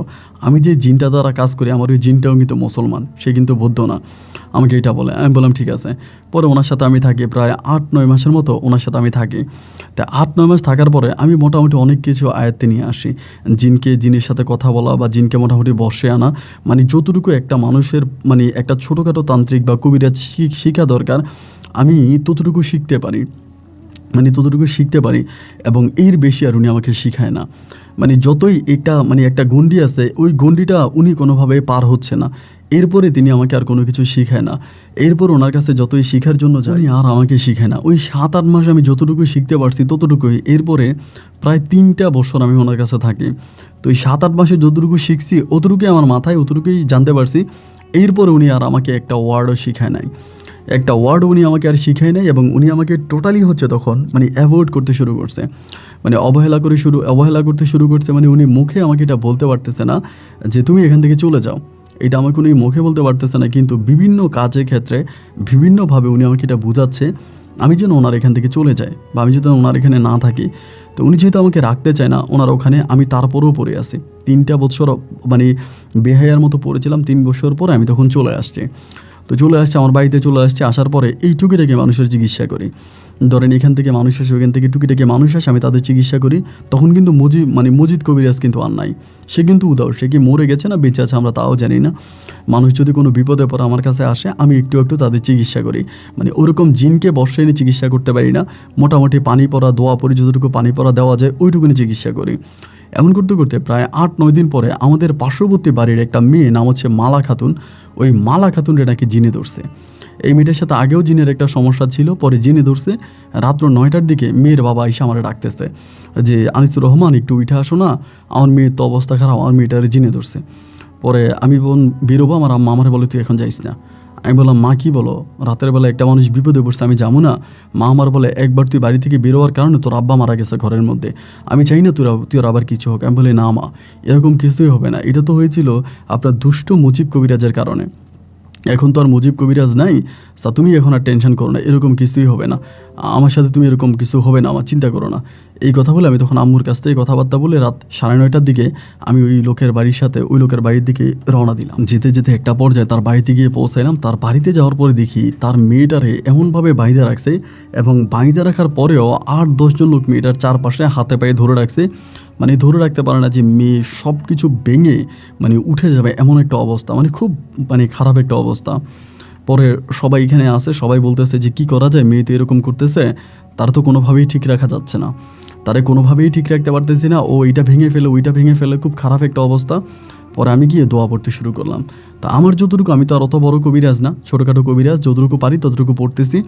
এবং পড়তে পড়তে হঠাৎ করে আমি দেখলাম যে এই মেয়েটার সাথে যেই জিনটা আছে, যেই জিনটা এই মেয়েটাকে ধরছে, ওই জিনটাকেই কিন্তু আমি মনে মনে খুঁজতেছি, ওই জাতের জিনগুলোকে আমি মনে মনে খুঁজতেছি। কারণ ওই জাতের জিনগুলো দিয়েই কিন্তু মানুষ পৃথিবীতে কবিরাজি করে। যেমন আমাদের মানুষের মাঝে বিভিন্ন জাত আছে, খান আছে, বিভিন্ন বংশ আছে, এরকম জিনের ওই বংশটা দিয়ে বিশেষ করে পৃথিবীর মানুষরা কবিরাজি করে। তা আমি দেখলাম যে এই জিনটাই মেয়েটাকে ধরছে। আমি চিন্তা করছি যেভাবে হোক ওই জিনটাকে আমার বর্ষে আনতে হবে। রাত্র 2টা পর্যন্ত আমি ওখানে বসে আছি, এবং রাত 2টা পর্যন্ত বসে থাকার পরে আমি কোনোভাবে জিনটাকে বর্ষে আনতে পারতেছি না, কাছে আনতে পারতেছি না। এবার রাত 2টা বাজে, আমি তখন বললাম যে মেয়ের বাবারে বললাম, আমি একটা কথা বলি, আপনি কি আমার কথা শুনবেন? যদি শুনেন তাহলে আমি বলবো। মেয়ের আব্বা বলে, আমি আমার মেয়ের চিকিৎসা করার জন্য আনছি, তা আমি শুনবো না কেন? আমি বললাম, আমি তো মেয়েরে মোটামুটিভাবে জিন তাড়াই দিছি, এখন মেয়ে ভালো আছে, তো আমি কালকে বিকালে আপনি একটু আমার বাড়িতে আইসেন। মেয়ের আব্বারে বলতেছে। মেয়ের আব্বা বলে আচ্ছা ঠিক আছে, আমি কালকে বিকেলে আসবো। এই বলে সকালবেলা ফজর আজান দিয়েছে, আমি তাদের বাড়িতে ফজরের নামাজ পড়ছি, পরে আমি বাড়িতে চলে আসছি। এবং বাড়িতে আসার পরে দেখলাম সবাই ঘুমিয়ে আছে, আমার মা ভাই সবাই ঘুমিয়ে আছে। আমিও তখন ঘুমিয়ে গেলাম, যেহেতু সারা রাত কবিরাজি করছি। দিনের 12টার দিকে আমার ঘুম ভাঙছে। ভাঙার পরে গোসল করে আমি মসজিদে গেলাম, নামাজ পড়লাম। নামাজ করে এসে একটু খাইলাম। খাওয়া দাওয়া করি, আমারে বলতেছি যে আম্মা আপনার সাথে আমার একটু কথা আছে। তা আম্মা আমারে বলে কি কথা? আমি বললাম, আম্মা অমুক বাড়ির যে একটা মেয়ে মালা, আমি যে গতকালকে রাতে তারা চিকিৎসা করতে গেলাম, আপনার কি মনে আছে? আমার আম্মা বলে, হ্যাঁ মনে থাকবে না কেন, তুই তো গেছস, মেয়েটার এখন কী অবস্থা? আমি বললাম, মা মেয়েটা ভালো আছে, কিন্তু আমি তোমার কাছে একটা আবদার নিয়ে আসছি, এভাবেই বলতেছি। আম্মা আমার বলে, আবদার? কিসের আবদার? আমি বললাম, মা আবদার হচ্ছে আমি এই মেয়েটার বিয়ে করব। ডাইরেক্ট এমনি। আম্মা আমারে বলে, কি বলিস তুই, এটা তুই কি পাগল হয়ে গেলে নাকি? এটা কি ধরনের কথা? এই মালারে কেন তোর বিয়ে করতে হবে? তোর যদি বিয়ে করতে হয় তাহলে কি মেয়ের অভাব? আর মালাও কিন্তু দেখতে শুনতে খুব একটা ভালো না, চেহারা অতটা সুন্দর না। পরে তোরে আমি দেখে শুনি সুন্দর কোনো একটা জায়গায় বিয়ে করাবো, তা তুই মালাকে কেন বিয়ে করবি? আমি বললাম, মা আমার কারণ আছে। আমার দরকার আছে, এবং কি দরকার এটা আমি তোমারে বলতে পারবো না। শুধু এটাই বলতে পারি যে আমি মালাকে বিয়ে করতে চাই, তুমি আমার এখানে কোনো বাধা দিও না, আমি মালাকে বিয়ে করব, তুমি রাজি হয়ে যাও। আমার আম্মা তখন আমার বলতেছে আমার দ্বারা এটা সম্ভব না। এখন আমি আবার আম্মাকে মূল কথা বলতেও পারি না, আম্মা যদি মেয়ের বাবার কাছে বলে দেয়, এই জন্য আমার কাছে মূল কথা বলতে পারি না। পরে আমি বলছি আমি মেয়ের বিয়ে করব। কোনোভাবে আম্মা রাজি হয় না। আম্মারে সারাটা দিন বুঝালাম, বিকেলবেলা মেয়ের বাবা আসছে। মেয়ের বাবা আসার পর আমি মেয়ের বাবার কাছে ডিরেক্টলি আমি নিজে প্রস্তাব দিলাম, এবং প্রস্তাবে মেয়ের বাবা হাসি খুশিভাবে মেনে নিল। আমার বলে, আনিসুর রহমান, তোমার মতো একটা ছেলের কাছে যদি আমি আমার মেয়েটাকে বিয়ে দিতে পারি, তবে আমার মেয়েটার জীবন ধন্য। আমার মেয়েটার আর কোনো চাওয়া থাকবে না আল্লাহ তাআলার কাছে। আমি হচ্ছে আমার মেয়েটাকে তুমি বিয়ে করো, আমি সুষ্ঠু সবলভাবে আমার মেয়েটাকে আমি তোমার হাতে তুলে দিব। আমার মেয়েটার সাথে যেহেতু জিনের একটা সমস্যা আছে, এবং তোমার সাথে বিয়ে হলে পরে আমার মেয়েটা এই জিনের সমস্যা থেকেও রেহাই পাবে, আমার মেয়েটা তোমার সাথে ভালো থাকবে। আমি তখন বললাম, তাহলে তো হয়েই গেল, আলহামদুলিল্লাহ, আপনার কথা আমি মেনে নিলাম। তো আপনি আমার আম্মার সাথে কথা বলেন। না, আমার আম্মা রাজি নেই। উনি তখন চলে গেছে। 3 দিন পর্যন্ত আমি আম্মারে বুঝাইলাম, 3 দিনেও আমার আম্মারে আমি রাজি করাইতে পারলাম না। যতভাবেই আম্মারে বুঝাইলাম, যেভাবেই আম্মারে বুঝাইলাম, কিন্তু আম্মা রাজি হয় না। এবং 3 দিন পরে যেটা হইলো সেটা হচ্ছে, আমি সম্পূর্ণ নিজের ইচ্ছায় একদিন জোহরের নামাজ শেষ করে মেয়ের বাড়িতে গেলাম, মানে মালাদের বাড়িতে গেলাম। যাওয়ার পরে মালার বাবারে বললাম যে আপনি কাজী ডেকে আনেন। উনি আমারে বলে, আপনি বিয়ে করবেন? আমি বললাম, জি আমি বিয়ে করব। এই বিয়েতে আমার মা রাজি নেই। যেহেতু আমার মা রাজি নেই, আমি আমার মতো করেই আপনার মেয়েকে বিয়ে করব, তা আপনি কাজী ডেকে নিয়ে আসেন। এটা বলার পরে উনি তখন কাজী ডাকার জন্য গেছে, এবং কাজী নিয়ে আসছে। আসার পর আমি বিকেলের মধ্যে, মানে 2টার মধ্যে বিবাহ সম্পূর্ণ করলাম। করে আমি বললাম যে আমি বউ নিয়ে বাড়ি যাব। উনি আমারে বলে, আপনার মা আবার কি বলে? আমি বললাম, মা কিছু বলবে না। আমি বিকেলে মাগরিবের কিছুক্ষণ আগেই তখন মালাকে সাথে করে নিয়ে বাড়ির পথে রওনা দিলাম, এবং আমি বাড়িতে এসে পৌঁছাইলাম। বাড়িতে আসার পরে আমার আম্মা তো অনেক গরম, রাগান্বিত। আম্মা বুঝে গেছে, কার কাছ থেকে শুনে গেছে আমি মালারে বিয়ে করতেছি। আম্মা আমার বলে, তুই এই বাড়ির মধ্যে ঢুকবি না, এই বাড়ি থেকে তুই বের হ, আমি তোর চেহারা দেখতে চাই না। আমি তখন মারে বলতেছি, মা আমি কেন মালাকে বিয়ে করেছি এটা শুনলে তুমি খুশি হবা। মালা কালো একটা মেয়ে, ওর ভালো কোনো জায়গায় বিয়ে হয় না, এবং ওরে কেউ এই মুহূর্তে বিয়ে করবেও না। ওর সাথে একটা জিনের সমস্যা আছে, এই জন্য এই জিনের সমস্যা থেকে ওকে বাঁচানোর জন্য আমি ওকে বিয়ে করছি। আমার আম্মা বলো, তোর বাবাও তো ছিল এক হাতেম তাই, তোর বাবাও তো ভালো মানুষ ছিল, বেশি ভালো মানুষ ছিল বলেই তো আজ এই কম বয়সে পৃথিবী ছেড়ে চলে গেছে। তুইও অনেক বেশি ভালো না, দেখবি তুইও কম বয়সে পৃথিবী ছেড়ে চলে যাবে। আমি বলছি, মা যদি আল্লাহ মৃত্যু কম বয়সে লিখে থাকে, তাহলে তো কম বয়সেই মরতে হবে। আল্লাহ মৃত্যু কম বয়সে লিখলে কম বয়সেই মরবো, তুমি এটা নিয়ে টেনশন করো না। আমার মা আমারে বলে, আমি তোর মতো কুলাঙ্গার সন্তানের চেহারা দেখতে চাই না, তুই আমার ঘর থেকে বেরো। পরে আমি মারে বুঝে শুনে ঘরে গেলাম, এবং সেই রাতে আমি মালার সাথে বাসর করলাম। এবং বাসর করার পরে রাতে আমাদের বাসর হলো। ওই রাতে আমি কোনো কিছু করি নাই, এবং পরের রাতে মালা আমাদের বাড়িতেই ছিল, আর ওদের বাড়িতে যাই নাই। এইভাবে 1 সপ্তাহের মতো মালার সাথে আমার সংসার হলো। 1 সপ্তাহ পরে আমি নিজেই মালার শরীর থেকে ওই তাবিজটা খুলে ফেলে কোনো এক গভীর রাতে ওর শরীর থেকে আমি তাবিজটা খুলি, এবং তাবিজটা খোলার পরে এই জিনটা তখন মালার শরীরে আমি বসে আনি, আমি নিজেই আনার পরে জিনটা তখন মালার শরীরে আসে, এবং আসার পরে জিনটা হাসতেছে। ওর শরীরে এসে আমার দিকে তাকে হাসতেছে, এবং বলে, এই প্রথম কোনো পুরুষ বা কোনো লোক তার নিজের বউর শরীরে আমাকে ডেকে আনলো। তুই তো আমার সম্বন্ধে জানিস, আমারে কেন ডেকে আনলি? পরে আমি বললাম যে আমি তোমারে ডেকে আনছি, আমার একটু উপকার করতে হবে। পরে আমারে বলে, বল কী উপকার? আমি তখন আমার কথাগুলো তারে বলি, আমার শর্তগুলো তারে বলি, যে এই শর্তগুলো আমার পূরণ করতে হবে, এবং এগুলো তুই করতে হবে। ও আমারে বলে, ঠিক আছে, আমি তোর শর্ত পূরণ করব, তুই যদি আমার শর্ত পূরণ করিস। আমি তখন বললাম, তোর কি শর্ত? আমি মানতে রাজি আছি। পরে আমারে বলে, আমার শর্ত হচ্ছে তোর বউকে আমার লাগবে। আমি যখনই তোর বউর কাছে আসবো, তুই তোর বউকে আমাকে দিবি, এবং এইভাবে করবি। এখানে আসলে সব কিছু বলা যায় না, যতটুকু বলা যায় ততটুকু বলি। এইভাবে তোর বউকে তুই রাখবি, এই জিনিস পরায়া রাখবি, এটা করে রাখবি, এমনভাবে রাখবি আমি তোর বউর সাথে আসবো, এবং আমি একটা পর্যায়ে চলে যাব, এবং আমি তোর ইচ্ছা পূরণ করব। আমি বললাম, ঠিক আছে। এরপরেই হলো কি, মালা কিন্তু আর জানতো না ওর সাথে কী হয়। রাতের বেলায় আমি ওই জিনটাকে ওর শরীরে ডেকে আনতাম, এবং আনার পরে জিন ঠিক যেভাবে বলতো ওকে সাজিয়ে গুছিয়ে রাখার জন্য, আমি ঠিক একইভাবে ওরে সাজিয়ে গুছিয়ে রাখতাম, এবং ওর মাঝে আমি জিনিকে বর্ষা করতাম। এবং এরকম করতে করতে দেখা গেল প্রচুর পরিমাণে মানুষ তখন আমার বাড়িতে আসতে শুরু করে। তখন এই জিনটা দ্বারা, মালার সাথে যে জিনটা ছিল, ওই জিনটা দ্বারা আমি তখন ডিরেক্টলি মানুষের উপকার করতে পারতেছি। এবং যেটা মানুষের পক্ষে অসম্ভব, কোনো কবিরাজের পক্ষে অসম্ভব, কোনো কবিরাজ যেটা করতে পারবে না, আমি এইটা নিজে আনিসুর রহমান করে ফেলি। এবং ভয়ঙ্করভাবে যখন এই অসাধ্যকে আমি সাধন করতে শুরু করি, মানুষ তখন সবাই অবাক হয়ে যায় যে কী ব্যাপার, আনিসুল এরকম অসাধ্যকে সাধন করতেছে, মানে আনিসুলের মতো কবিরাজ হতে পারে না। সবাই তখন দৌড়িয়ে দৌড়িয়ে আমার বাড়ির মধ্যে আসে এবং আমি মানুষকে এই ধরনের চিকিৎসাগুলো করতে থাকি। এরকম করে সময়গুলো কাটতে কাটতে আমি প্রথম মালার সাথে থাকা ওই জিনের মাধ্যমে জানতে পারি যে আপনার মুজিব কবিরাজ এখনও বেঁচে আছে, কিন্তু মুজিব কবিরাজ এই মুহূর্তে ইন্ডিয়া কলকাতায় আছে। এবং ইন্ডিয়ার কলকাতায় সে অনেক বড় মাপের একজন কবিরাজ, সেখানকার তিনি অনেক বড় একজন কবিরাজ। আমি এই জিনের মাধ্যমে জানতে পারি, মালার সাথে যে জিনটা আছে ওই জিনের মাধ্যমে জানতে পারি। এইভাবে মালা কিন্তু কিছুদিনের মধ্যে অনেকটা অসুস্থ হয়ে পড়ে। তো জিনটাকে আমি বুঝাই যে দেখ মালা তো অসুস্থ, তো একটু অপেক্ষা করে একটু সুস্থ হয়ে নেয়, কিন্তু কোনোভাবেই জিনটাকে আমি বুঝাইতে পারলাম না। মালাকে বিয়ে করার ঠিক 4 মাসের মাথায় এই জিনটা, মানে জিনের মাধ্যমে না কী কারণ আমি জানি না, এক রাতের বেলায় আপনার মালা মারা যায়, হঠাৎ করেই মারা যায়। এবং মালার মৃত্যুতে আমি খুব বেশি মর্মাহত হই। এবং মালা যখন মারা যায় এই জিনটা আর তখন আমার কাছে আসে না। আমি মালার দাফন কাফন করে ফেলি। দাফন কাফন করে আমি তখন একরকম আসলে ভালো কোনো মানুষ আমি আর ওই সময় থাকি না। আমি যে ধরনের কাজ আমার স্ত্রীর সাথে ঘটাইছি, মৃত মালার সাথে ঘটিয়েছি, এইগুলো ভালো কোনো মানুষ কখনোই করবে না। আমি নিজেকে ভালো মানুষ দাবি করি না। আমি নিজেকে আমাদের এই সমাজের নিকৃষ্ট মানুষ হিসেবে আমি নিজেকে নিজে উপাধি দিই যে আমি আসলেই নিকৃষ্ট মানুষ। আমি যা করছি এটা কোনো ভালো মানুষের কাজ হতে পারে না। মালার মৃত্যুর পরে আমি তখন পর্যন্ত ওই মুজিব কবিরাজের কোনো ক্ষতি করতে পারি নাই। এমনি মানে ওনার বাইরে থেকে ক্ষতি করছি, কিন্তু বিতর্কতভাবে কোনো ক্ষতি করতে পারি নাই। এই জন্য এই জিনটাকে আমি পুনরায় আবারও বলি যে তুই আমার কাছে আয়। ও আমাকে তখন আরেকটা চট্টগ্রামে আরেকটা মেয়ের সন্ধান দেয়। বলে ওই মেয়ের তুই বিয়ে করে আন, এবং ওই মেয়েকে বিয়ে করে আনলে পরে আমি তখন ওই মেয়ের শরীরে গিয়ে তোর আবার উপকার করতে পারবো। মানে কোনো নারীর শরীর ছাড়া ও কিন্তু আসবে না। কোনো একটা নারীর শরীর যদি ওকে আমি দিতে পারি ও তখনই আসবে। এবং একইভাবে আমি তখন এই কাজটা আবারও করি। আমি আরেকজন নারীকে ও ঠিকানা দেয়, ওই ঠিকানা অনুযায়ী আমি ওই বাড়িতে বিয়ের প্রস্তাব পাঠাই। এবং বিয়ের প্রস্তাব পাঠাইলে পরে ওই বাড়ির মেয়ে আমার কাছে বিয়ে দেওয়ার জন্য তারা রাজি হয়। ওই সময় আমার অনেক টাকা পয়সা, আমি ঘর বাড়ি বানাই, টাকা পয়সা দিয়ে জায়গায় সম্পত্তি কিনি, এবং এলাকাতে আমি নাম করে একজন কবিরাজ হয়ে যাই। যার জন্য আমার কাছে মেয়ে বিয়ে দেওয়ার জন্য কোনো বাবা পিছপা হয় না। কোনো বাবা চিন্তা করে না যে এর কাছে মেয়ে বিয়ে দিলে আমার মেয়ে ভালো থাকবে কিনা বা মেয়ে ঠিক থাকবে কিনা, এরকম চিন্তা করে না। চোখ বন্ধ করে আমার হাতে সবাই মেয়ে তুলে দেয়।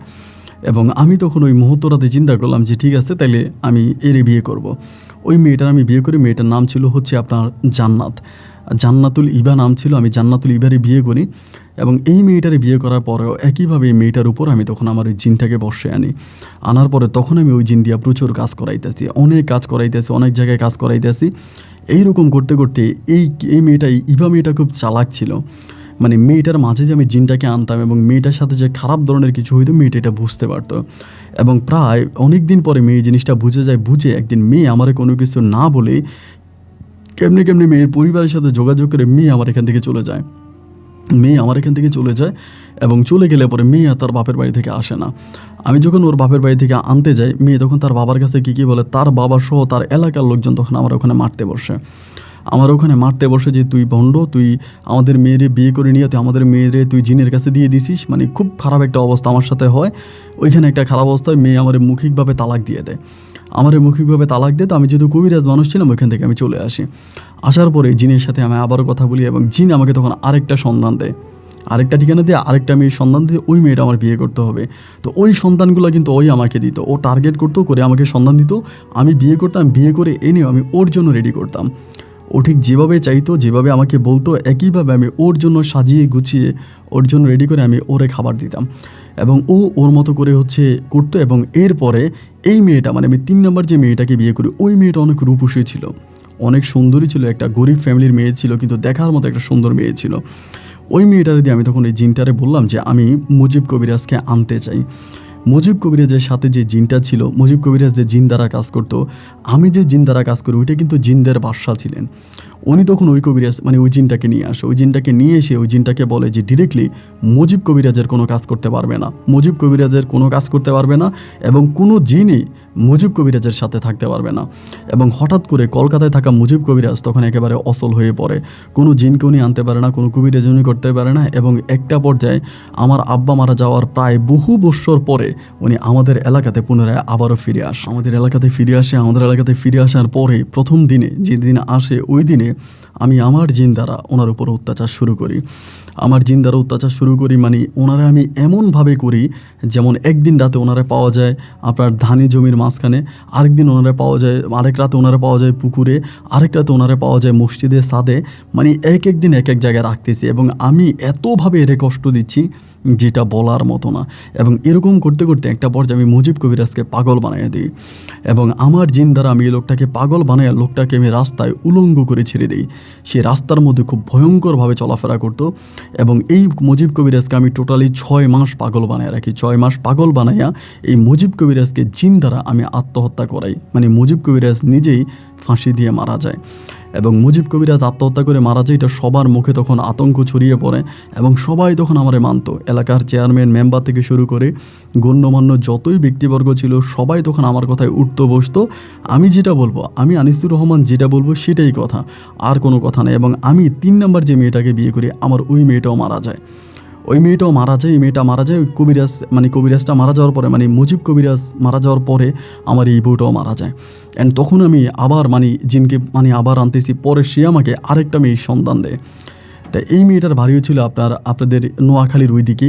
আমি তখন ওই মেয়েটাকে বিয়ে করি, মানে ওই টার্গেট করে আমি বিয়ে করে আনি এবং আনার পরে একটা পর্যায়ে আমি নিজেই ডিভোর্স করে দিই, কোনোটার তালাক করে দিই, কোনোটা বেশিরভাগগুলো এমনিই চলে যায়। এবং এমন করতে করতে আমার গোটা এলাকাতে, মানে আমার যেই এলাকা ছিল আমার গোটা এলাকাতে খবর হয়ে যায় যে আমি এরকমভাবে প্রায় 25টার মতো, আমি প্রায় 20-25টার মতো আমি বিয়ে করে ফেলি। তাই এই আমার পুরো এলাকাতে এটা খবর হয়ে যায়, সবাই জেনে যায় যে আমি একটা করে বিয়ে করি, এরপরে ছেড়ে দিই এবং কোনোটা মারা যায় কোনোটারে ছেড়ে দিই। এবং যেটা জানতে পারে যে আমি এই ধরনের কাজগুলো করি, আবার অনেক মেয়েরা খুব চালাক, ওরা অনেক কিছু বুঝে যায়। তো যারা বুঝে যায় যে আমি এই ধরনের কাজগুলো ওদের সাথে করি তারা নিজেরাই আমারে ডিভোর্স করে চলে যায়, আর যারা বুঝে না তারা মারা যায়। তো এরকম করতে করতে একটা পর্যায়ে হলো কি আমার এলাকাতে কোনো মানুষ আর আমার কাছে কোনো মেয়ে বিয়ে দেয় না। এবং যে কোনো লোক আমার কাছে মেয়ে বিয়ে দিতে হলেও খবর নেয় এবং খবর নেওয়ার পরে আমার কাছে মেয়ে বিয়ে দেওয়াই বন্ধ করে দেয়। এবং তখন আমার জিন আমার উপরে ক্ষিপ্ত হয়ে যাচ্ছে, আমার উপরে রাগান্বিত হয়ে যাচ্ছে যে আমি যেটা চাই তুই আমার এটা দেস না, আমি তোর কাজ করব না, আমি তোর কাজ করবো না। অত জিনের বাসা ছিল, অনেক বড় মাপের ছিল, ওরে আমি আয়াত টানতে পারতাম না। এবং একটা পর্যায়ে এরকম হয়েছে যে মানে আমি কোনোভাবে ওরে আর ঠিক রাখতে পারি না, ও আমার উপরে খুব বেশি চড়ে যায়, অনেক বেশি আমার উপরে রেগে যায়। এবং এক পর্যায়ে আমাকে এটা বলেই বসে যে ও আমার আর কোনো কাজ করবে না, আমার বলে আমি তোর আর কোনো কাজ করবো না। এবং এরকমভাবে আমার কাছ থেকে চলে যায়, আমি ওরা আনার জন্য চেষ্টা করি এবং শেষ পর্যন্ত ও আমাকে একটা শর্ত দিয়ে দেয়। এবং একটা শর্ত দেয় যে ঠিক আছে, আরেকটা শর্ত আমার দেয়, আমি এই শর্তটা করলে সে আমার কাছে আসবে। মানে একটা মেয়ের কথা বলে এবং মেয়ের পরিবার থেকে মেয়েটা আমি তো জোর করে নিয়ে আসি। এই ঘটনাটা একটু অন্যরকম ঘটনা, এই জন্য আমি এটা বলি না, বা যেভাবে আমি মেয়েটাকে আমার কাছে নিয়ে আসি, আমার কাছে আসিনি, ওই জিনটাকে আমি বাড়িতে আনি এবং ওই মেয়েটা থাকা অবস্থায় মেয়েটা অসুস্থ হয়ে পড়ে, মেয়েটাও আমার ওই করতে পারে না। একদিন সন্ধ্যার দিকে, জিনটা তখন আমার বর্ষেই ছিল, সন্ধ্যার দিকে আমার মা আমি যেখানে বৈশা হচ্ছে রুগী দেখতাম, যেখানে আমি এইগুলা কাজ করতাম, ওইখানে আমার মা গেছে আমার বৈঠকখানাটা পরিষ্কার করার জন্য। এবং বৈঠকখানাটা পরিষ্কার করার জন্য মা যখন গেছে, মা ওইখানে যাওয়ার পরে ওই দিন রাতের বেলায় আস্তাগফিরুল্লাহ মিন জালিক, ওই হারামি জিন আমাকে বলে বসে আমার মাকে তাকে দিতে হবে। আমার মাকে সে দেখে, মা আমার বৈঠকখানায় যায়, ওইখানে সে উপস্থিত ছিল, সে আমার বলে আমার মাকে তাকে দিতে হবে। এবং এইটা যখন সে আমাকে বলে বসে তখন আমার মাথা বিগড়িয়ে যায় এবং আমি তখন তার উপর রাগান্বিত হয়ে পড়ি যে না, এটা তো কখনোই হতে পারে না, আমি আমার মাকে দিব, মানে না, আমি আমার মাকে না দিলে সে আমার ক্ষতি করবে। এবার সে উল্টা আমার উপরে চলে যায়, আমি অতীতে যা করছি সব কিছু বাদ, কিন্তু আমার মাকে আমি অন্য মেয়েগুলোকে যেভাবে প্রেজেন্ট করে আমি ওর কাছে দিছি, ঠিক একইভাবে আমার মাকে ওভাবে রেডি করে আমার তার কাছে দিতে হবে। আমি তখন ওই জিনেরে বললাম যে আমার জীবন থাকতে আমি কখনো এটা করতে পারবো না। যে মা আমাকে 10 মাস 10 দিন পেটে ধরছে, যে মায়ের জন্মতে আমি বড় হয়েছি, আমি এই মায়ের সাথে এই ধরনের কাজ করতে পারবো না। আমি বলি পারবো না, ও বলে দে, আমি বলি পারবো না, ও বলে দে, মানে এমনভাবে ও আমাকে ধরে বসছে যেটা আমি বলে বুঝাতে পারবো না। আমি ওর কোনো কথাই শুনি না এবং ওর কোনো কথাই মানি না। না মানার পরে যেহেতু আমি আর আমার মাকে দিচ্ছি না, একটা পর্যায়ে ও আমাকে বলে ঠিক আছে, যা তোর মাকে দিতে হবে না, তুই লাস্ট আরেকটা বিয়ে করবি এবং এটা করলেই তুই শেষ, এরপরে তোর আর কোনো কিছু করা লাগবে না এবং এই মেয়েটা তোর কাছে বিয়ে দেবে না, এই মেয়েটাকে তুই উঠে নিয়ে আসবি। তা আমার একটা ঠিকানা দেয়, ওই যিনি আমাকে ঠিকানা দেয়, ঠিকানাটা দিলে পরে আমি ওই মেয়েটাকে উঠে নিয়ে আসি। চট্টগ্রামে ছিল বাড়িটা, মেয়েটাকে উঠে নিয়ে আসি এবং এই মেয়েটাকে উঠে নিয়ে আসি এবং মেয়ের বাবা ছিলেন, আমি প্রথমে জানতাম না, মেয়েটাকে উঠে নিয়ে আসি এবং উঠে নিয়ে মেয়ের সাথে আমি কোনো কিছু করিয়ে না, আমি শুধু আমার জিনের জন্য ওকে আমি আনি এবং জিন যেভাবে বলে ওভাবে আমি জিনের সামনে মেয়েকে প্রেজেন্ট করি এবং মেয়েকে উঠে আনার 2 দিন পরে আমি জানতে পারি মেয়ের বাবা নাম করে একজন প্রশাসনিক কর্মকর্তা, আমি ডিটেলসে না বলি, প্রশাসনিক একজন কর্মকর্তা, এবং উনি আমার নামে মানে এই ঘটনার পরে আমার পুরো বাড়ি, আমার পুরো ঘর বাড়ি যাই কিছু আছে সব কিছুর মানে ইয়ে করে ফেলে এবং আমাকে ওই জায়গা থেকে উনি দর্শন মামলা দিয়ে আমাকে ধরে নিয়ে যায় এবং ওই মামলায় যখন আমাকে ধরে নিয়ে যায় তখন আমার পুরনো যে রেকর্ডগুলো ছিল, আমি কতটা বিয়ে করছি এবং কতটা নারীকে আমি মেরে ফেলেছি, কতটা মেয়ে মারা গেছে, এই ধরনের সব কাহিনীগুলো আমি একে একে একে একে ওনার কাছে বর্ণনা দিতে থাকি এবং আমাকে রিমান্ডে দেওয়া হয়। যখন আমাকে রিমান্ড দেওয়া হয় আমি রিমান্ডে গিয়ে সব সত্যতা স্বীকার করি এবং সত্যতা স্বীকার করার পরে শেষ পর্যন্ত মানে আমার অবস্থায় এইরকম হয় যেটা আমি আসলে আপনাকে বলে বোঝাতে পারবো না এবং আমাকে সেখান থেকে আমার রায় হয় আমার যাবজ্জীবন জেল। যদিও ফাঁসি ওরা নির্ধারণ করে কিন্তু ফাঁসি থেকে আমাকে যাবজ্জীবন জেল দিয়ে দেয় এবং যাবজ্জীবন জেল দেওয়ার পরে আমি আজকের এই মুহূর্ত পর্যন্ত, ঠিক এই সময়টা পর্যন্ত আমি জেলখানায় আছি। আমি এখান থেকে সম্ভবত মৃত্যুর আগ পর্যন্ত বেরোতে পারবো না এবং আমি যে পাপ করেছি ওই পাপের পাপিষ্ট মানুষটা আমি এখানেই আমার জীবন দিতে চাই, আমি এখান থেকে বেরো হতে চাই না। আমি আমার জীবনের কথাগুলো আপনাকে বললাম, যদি পারেন আপনি আমার গল্পটা রেকর্ড করবেন এবং আমার কথাগুলো সাধারণ মানুষের মাঝে ছড়িয়ে দিবেন। ভালো থাকবেন, আসসালামু আলাইকুম।